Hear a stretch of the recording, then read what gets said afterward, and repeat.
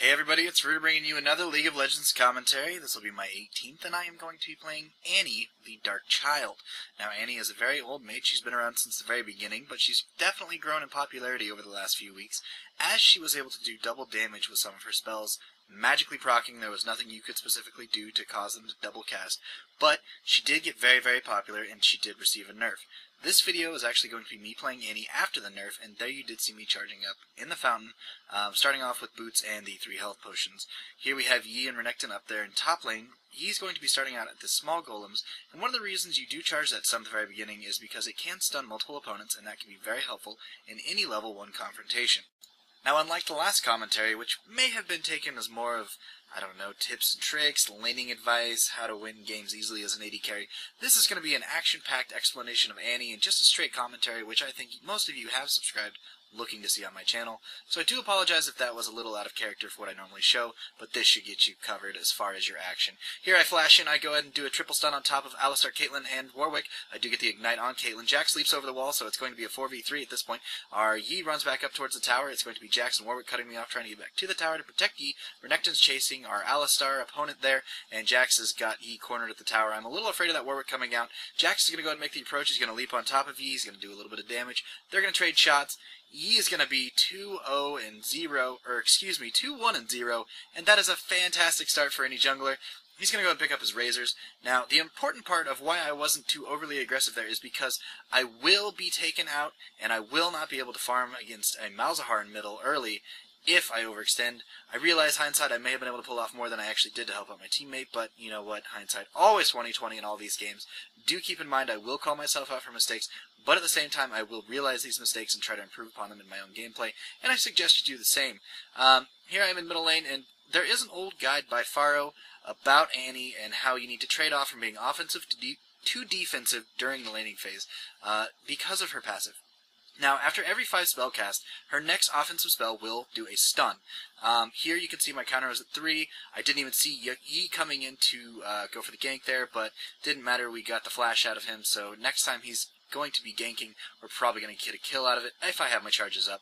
Now, as Faro did mention in his guide a long time ago, is that anytime you have your stun up, move in, stun, and then move back out. Here I have Yi ganking. I flash in there for the stun, knowing his flash is down. Yi came right back after that. That's exactly what a jungler needs to do. He needs to take down their summoner spells, go jungle, get his creep score up, come back and help out the laners. Here in bottom lane we have Alistar and Warwick and Caitlyn taking on our Ashe and Soraka. I'm coming down and I do have Tibbers ready.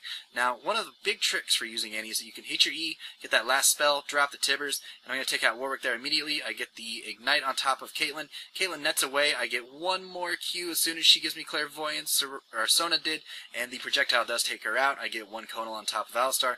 One more Q, that is a stun. Put Tibbers right on top of him. He's going to go down, and we're going to go ahead and approach and take down this tower. Now, Annie's a very aggressive mage, but at the same time, if you overextend and get behind in the lane, you're not going to be able to be, in their face aggressive whenever you need to be when you have the stun up. You're going to have to keep it for underneath your tower where you don't want to be. You want to be pushing them on the defense. Here I flash on top of Malzahar. I get a nice stun on him. He is unignited because I've got 19 seconds on that. I'm going to keep chasing. I did not do very good control of my bear here. He stopped to attack some minions. Malzahar did ult me, but it was a beautiful wish coming from Soraka. I can't even figure out her name this game. Sona and Soraka are way too similar for me, as they both heal and as they're both supports. Here I do find Yi is in the jungle by himself against a Warwick and a Caitlyn.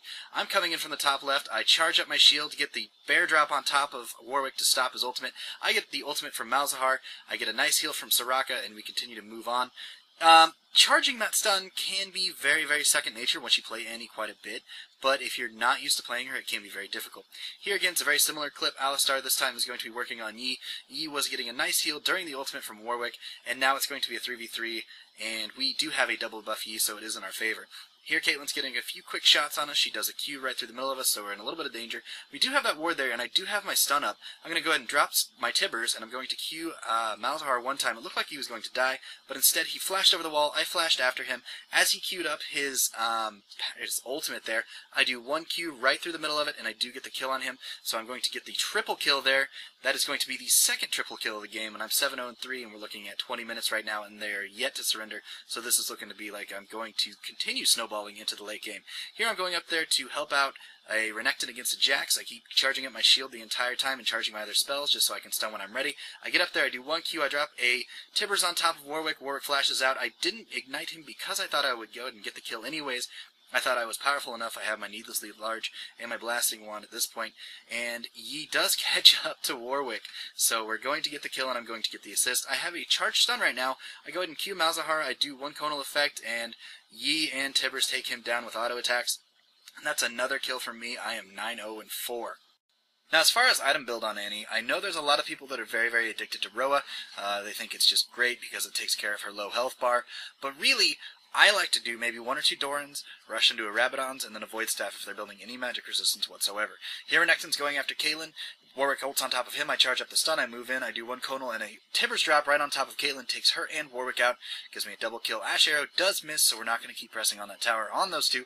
I'm going to play with Alistar here, get a little damage on him.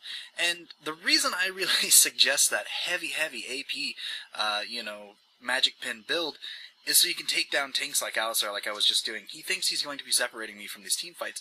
Really what's going to happen is I'm just going to blow his shit up, and he's not going to be able to respond. He's not going to be able to headbutt, not going to be able to CC me. Here I move in with a stun. He overextends just a hair. 1 Q, 1 Conal, 1 Ignite, and I take down the Alistar in 1 combo without Tibbers. So if you want to play Annie like that, please build Ra AP, don't go Roa. I really don't suggest things like Rylays. You just want to blow shit up. You don't want to survive. You don't want to slow people.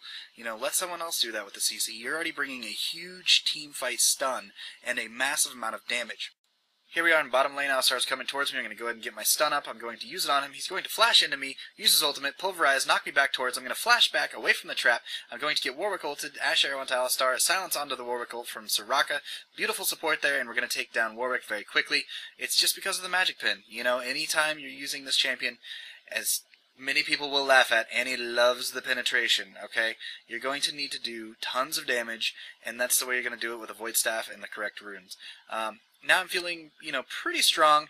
There is 1 champion in top lane, 1 champion in middle lane, and I'm feeling really strong against the other 3, so I'm going to go ahead and do a stun on Alistar. I'm going to do a Conal, drop the Tibbers, drop the Ignite before he gets the chance to ult, and he's going to go down very, very quickly. And this is a very Chuck Norris type scenario.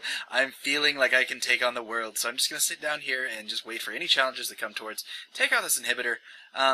Structures win games. That was one of the points in my Caitlyn video. You're there to take down towers, you're there to take down inhibitors, but really, you can't have a lot of fun with a bursty champion like this. I'm going to do a little harassment on Warwick. Going to back out because I'm looking to do a team fight with the rest of the team. Going to go towards middle. We take out the other inhibitors and the other towers. It's pretty boring footage, so I kept it out. And we're going to go ahead and make our last push here.